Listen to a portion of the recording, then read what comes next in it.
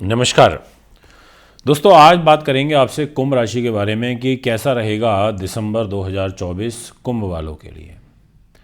आखिरी महीना है वर्ष 2024 का और उसके बाद एक नए वर्ष में आप और हम प्रवेश करेंगे 2025 में। और ये 2025 आपके जीवन को किस प्रकार से प्रभावित करेगा, ये जानकारी आज मैं आपको दूंगा, इसलिए वीडियो को पूरा सुने, अंत तक सुने।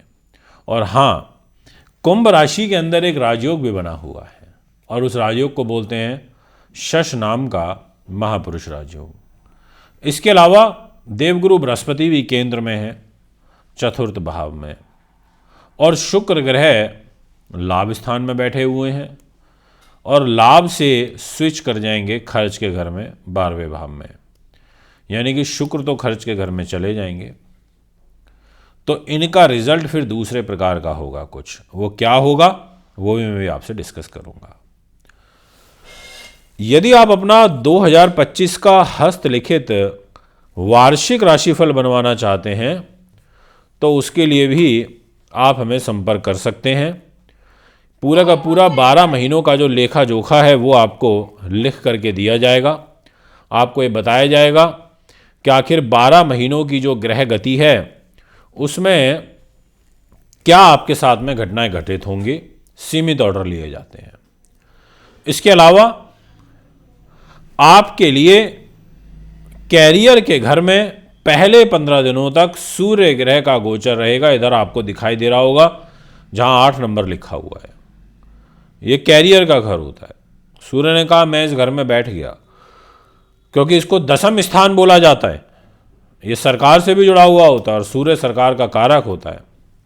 तो पहले 15 दिनों तक कितनी ही विपरीत परिस्थितियां बने, पर सूर्य आपको उन विपरीत परिस्थितियों से बाहर निकालने में सपोर्ट करेंगे।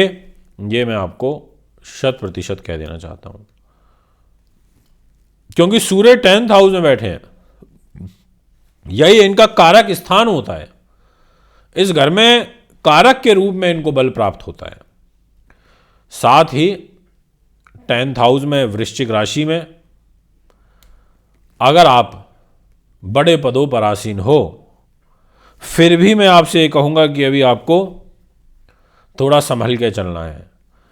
कोई फाइल आपको अभी नहीं लगानी है, आपको कोई ट्रांसफर प्रमोशन से रिलेटेड कार्यों को अभी लंबित करना है, ये मैं आपसे कहना चाहूंगा। दोस्तों, कैरियर के लॉर्ड नीच के होकर के 6ठे भाव में बैठे हुए हैं। अगर कोई डिपार्टमेंटल इंक्वायरी आपके ऊपर चल रही है पहले से, तो ध्यान रखिएगा, लापरवाही मत बरतिएगा बिल्कुल भी, क्योंकि नुकसान उठाना पड़ सकता है। इसलिए सावधानी से योजनाबद्ध तरीके से कार्य करने की सलाह देना चाहूंगा। इसके अलावा आपके खुद की राशि के अंदर शनिदेव का शश राजयोग, ये राजयोग आपके मान सम्मान, आपकी विद्वानता, आपके यश वैभव के लिए विशेष रूप से अच्छा रहेगा, इसमें कोई दो राय नहीं है। जी हाँ, आपने बिल्कुल ठीक सुना, इसमें कोई दो राय नहीं है, ये मैं आपसे कहना चाहूँगा। अगर आप लोहे से, मेटल से या माइनिंग से, कोयले से, खनिज से, भूगर्भ से रिलेटेड कोई कार्य करते हैं, पृथ्वी के, आप खेती बाड़ी करते हैं, ऑर्गेनिक खेती करते हैं, आप आलू प्याज मूली का काम करते हैं, आपको विशेष लाभ प्राप्त हो सकते हैं। आपको पर मेहनत करनी पड़ेगी, तपस्या करनी पड़ेगी। इसके अलावा आपके फाइनेंस के घर में राहु बैठे हैं, परिवार का भी घर है, परिवार के साथ आपकी नहीं बन रही, इसमें किंतु परंतु नहीं है, ये मैं अच्छे से समझ सकता हूं कि नहीं बन रही है तो बिल्कुल नहीं बन रही। परंतु परिवार का लॉर्ड देवगुरु बृहस्पति चतुर्थ स्थान में वृषभ राशि में बैठा है, तो जो लोग प्रॉपर्टी रिलेटेड वर्क करते हैं उनको जरूर लाभ प्राप्त होगा। आपके प्रॉपर्टी के घर में देवगुरु बृहस्पति हैं, आपको टीचिंग से, इंस्टीट्यूशन से, पढ़ाने लिखाने, आध्यात्म से लाभ प्राप्त होगा। पर पारिवारिक जो मतभेद हैं वो चरम सीमा पर रहेंगे, ऐसी ग्रह स्थिति यहाँ पर प्रतीत होती है। सुख साधन, प्रॉपर्टी, वाहन, जमीन जायदाद के स्वामी आपके खर्च के घर में रहेंगे। इन चीज़ों पर, शुभ चीज़ों पर आपका पैसा खर्च हो सकता है। जी हाँ, आप सौंदर्य प्रसारण से संबंधित चीज़ें अब आपको प्राप्त होंगी। आपका कोई प्रॉपर्टी से रुका हुआ, फंसा हुआ काम बनेगा पहले 15 दिनों में। ऐसा ग्रह स्थिति यहाँ पर इशारा कर रही है। और साथ ही राजनीति के क्षेत्र में आपको विशेष सफलता प्राप्त होगी, ये भी मैं आपसे कह देना चाहता हूं। मित्रों, अब बात करते हैं आपकी एजुकेशन में हायर स्टडीज़ की। इस घर का दायित्व आ जाता है बुध के पास। बुध ने कहा कि मेरे पास जिम्मेदारी है, और वो कैरियर के घर में बैठा है, यानी कि कैरियर की स्थिति को मजबूत करेगा। कैरियर के घर में बैठ करके परिस्थितियों को अनुकूल बनाने का प्रयास करेगा। ये आपका ग्रह गोचर यहाँ पर प्रतीत होता हुआ नजर आ रहा है।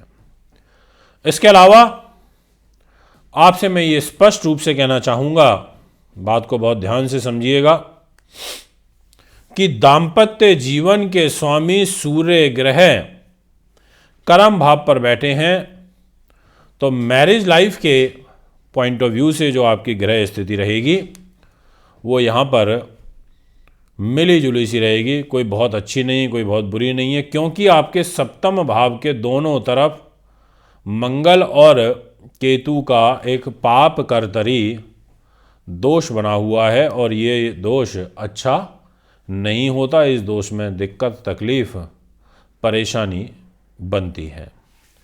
तो इसलिए आपको थोड़ा ध्यान रखना पड़ेगा, केयरफुली काम करने की आवश्यकता है। व्यापारिक पार्टनर हो, उससे भी ये मैं कहूँगा। बात करना चाहूँगा आपके भाग्य की, कि भाग्य स्थान आपका शुक्र के पास आ जाता है, और शुक्र आपके खर्च के घर में रहेंगे। आपकी वायु यात्राएं होंगी, आपके धार्मिक जीवन में रुचि बढ़ेगी, ऐसी ग्रह स्थिति दिखाई देती है।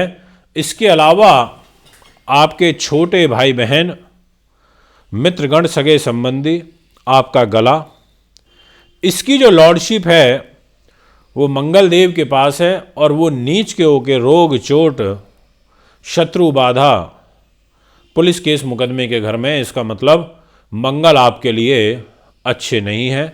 मंगल के नीच होने से आपको इन सभी चीज़ों से संबंधित विकार, परेशानियां उत्पन्न होंगी, ऐसा आपका ग्रह गोचर दिखाई पड़ता है।